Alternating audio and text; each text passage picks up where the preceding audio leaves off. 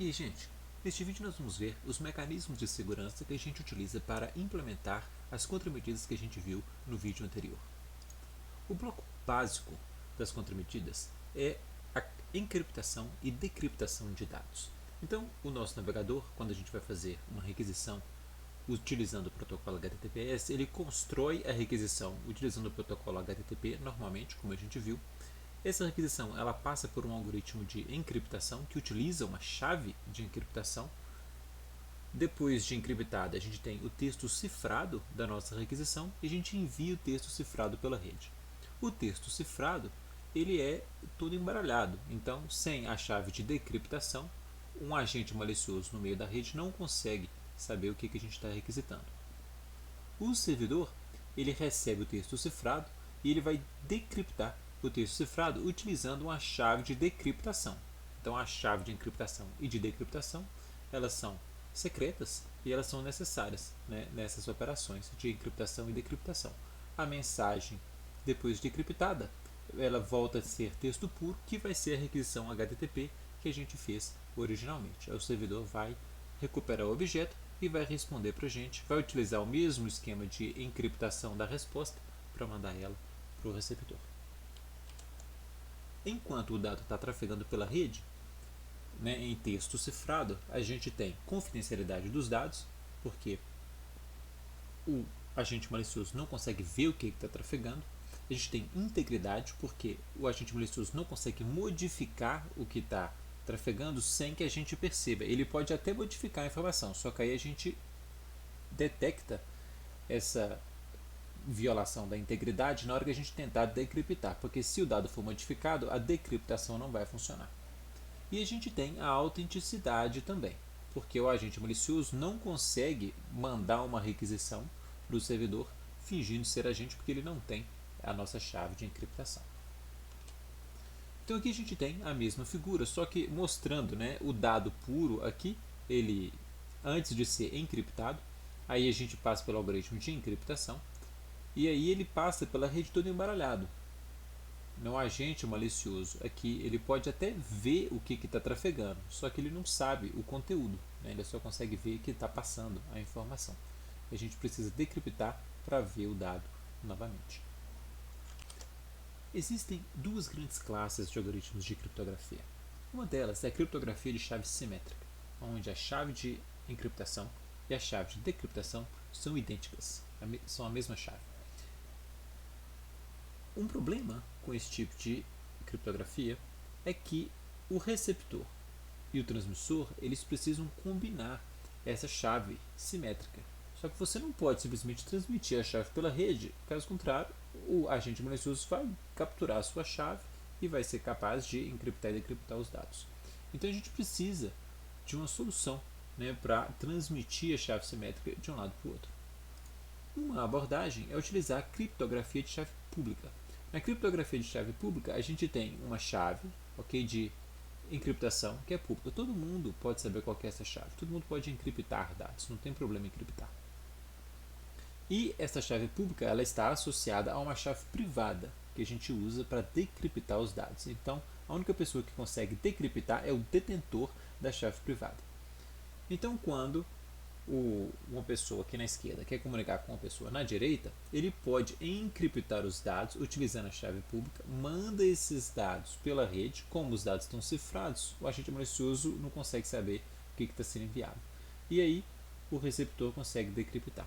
Então a gente pode utilizar a criptografia de chave pública para transmitir a chave da criptografia de chave simétrica, né? Você manda a chave simétrica aqui utilizando a criptografia de chave pública. Isso em geral é feito na prática porque a criptografia de chave pública ela é mais custosa, ela utiliza mais a CPU, né, para a gente fazer a encriptação e a decriptação. A criptografia de chave simétrica ela é mais eficiente, ela gasta menos CPU. Então, em alguns protocolos a gente usa a criptografia de chave pública para combinar qual que vai ser a chave simétrica. Outro mecanismo importante são as funções de hash. Elas não garantem confidencialidade, mas elas são úteis quando a gente quer verificar a integridade de uma informação. São as funções que a gente utiliza para verificar se um instalador está íntegro, né, no exemplo que eu dei no vídeo anterior. A propriedade-chave das funções de hash é que é impossível forjar o resultado dessas funções. Então a gente tem um documento, a gente passa o documento pela função de hash e a saída da função de hash é única. Nenhum outro documento vai ter aquela mesma saída. E, dado uma saída, a gente não consegue forjar um documento que dá uma saída específica. É impossível. Então a função de hash, você pega um instalador, passa ele pela função de hash, vai ter uma saída única aqui, que é única. Nenhum outro arquivo vai ter aquela mesma saída.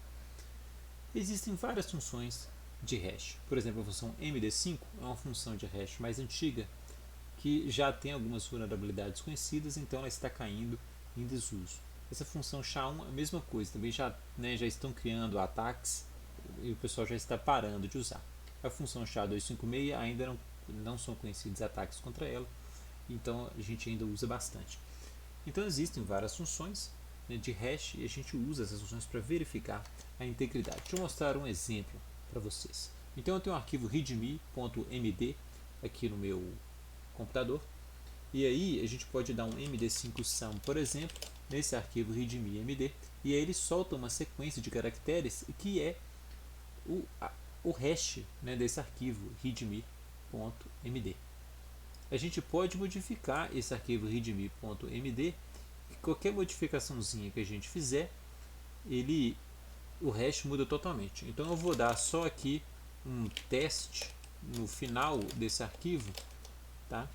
Adicionei esse teste aí e vou rodar o md5 de novo. Então vocês vão ver que o resultado da função de hash, apesar de eu ter adicionado só 4 caracteres, é totalmente diferente, porque mudamos o documento, o hash é totalmente outro.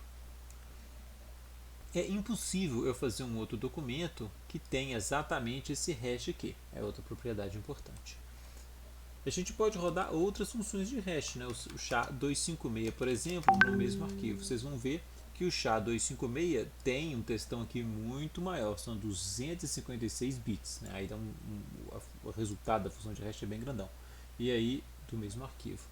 A gente pode rodar o SHA-512, Tem SHA-512? Tem, e o hash dele é maior ainda, 2 vezes o tamanho do SHA-256. Então esses códigos aqui é que a gente usa para verificar se o arquivo está íntegro. Você baixou o readme.md, você roda a função de hash em cima dele e compara essa saída aqui com a saída que está listada lá no site. Outro mecanismo que a gente tem é o mecanismo de assinaturas digitais. São como as funções de hash, mas elas verificam a autenticidade, Quem assinou é realmente uma pessoa específica. Então, uma ideia que a gente usa essas assinaturas é para prover segurança a sítios web. Então, a gente tem um documento, tem aqui, por exemplo, uma entidade que está querendo provar que aquele documento é dela, ela assina aquele documento com uma chave privada que só a entidade tem. Então a gente obtém aqui um documento e a assinatura daquele documento. E aí qualquer pessoa que está querendo verificar que o documento foi realmente criado pelo banco, que está assinado pelo banco, ele utiliza a chave pública do banco para verificar a assinatura. Então, se o banco não vazar a chave privada dele, só ele consegue assinar os documentos e todo mundo consegue verificar. Um problema que a gente tem é a pessoa que está fazendo a verificação, ela precisa de garantias que a chave pública que ela está utilizando é realmente do banco. E isso pode ser difícil de garantir. Para resolver esse problema, alguns protocolos utilizam entidades separadas para fazer a verificação das chaves públicas. Falar se uma chave pública pertence realmente a uma pessoa específica. Na web, a gente tem as autoridades certificadoras, que fazem os certificados que os bancos utilizam, ou bancos e outros sites, para provar a sua identidade. Toda vez que você acessa um site com HTTPS, tem uma verificação da origem dos dados. Essa verificação é feita via um certificado que é gerado por uma autoridade certificadora. Essa autoridade certificadora é uma empresa, em geral reconhecida no mercado, que faz esse tipo de verificação. Então, qualquer site que precisa, que quer utilizar HTTPS para provar a autenticidade, ele vai até uma entidade certificadora, ele prova que ele é quem ele está falando que é. Por exemplo, olha, eu sou o Banco do Brasil, e aí ele prova isso, e a entidade certificadora gera um certificado falando, né, esse certificado aqui é realmente do Banco do Brasil, e aí ele entrega a chave privada do certificado para o banco e entrega a chave pública para o banco também. Aí o banco, né, distribui, manda para você a chave pública para você verificar, o seu navegador verifica, né, que a página é realmente do banco. E o banco só consegue assinar a página porque ele tem a chave privada, né, que a autoridade certificadora gerou para ele. Então a autoridade certificadora é quem fala, né, que o Banco do Brasil é realmente o Banco do Brasil, né, ela que tem a palavra final. A autoridade certificadora, ela já vem configurada no nosso navegador. Então vou mostrar aqui para vocês, entrei no Options aqui do Firefox, a gente pode clicar aqui na parte de privacidade e segurança, a gente rola lá para baixo e aí tem uma lista aqui, ó, de certificados. Esses são os certificados das autoridades certificadoras que já vieram pré-configurados no nosso navegador, e são vários, ó, né? Tem centenas aqui desses certificados.